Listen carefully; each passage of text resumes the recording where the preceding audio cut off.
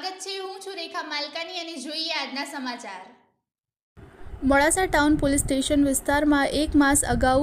અમરદીપ સોસાયટીમાં થયેલ ગરફોડ ચોરીના અનડિટેક્ટ ગુનો ડિટેક્ટ કરી ગુનો કરવા સારો ઉપયોગમાં લીધેલ મોટરસાઇકલ તથા મોબાઈલ ફોન મળી કુલ કિંમત ₹55,000ના મુદ્દામાલ સાથે આરોપીને ઝડપી પાડી અન્ય 2 ગરફોડ ચોરીના ભેદ ઉકેલતી અરવલ્લી લોકલ ક્રાઇમ બ્રાન્ચ।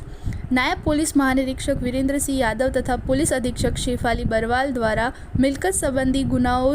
શોધી કાઢવા માટે સૂચનાઓ આપવામાં આવેલ, જે આધારે ડીબીવાડા પોલીસ ઇન્સ્પેક્ટરના તથા Vijay Tomar police sub inspector તથા VD Vaghela police sub inspector LCB તથા એલસીબી સ્ટાફના કર્મચારીઓ મિલકત વિરુદ્ધના વણ શોધાયેલ ગુનાઓ શોધી કાઢવા માટે અસરકારક કામગીરીમાં સૂચનાઓ આપેલ હતી,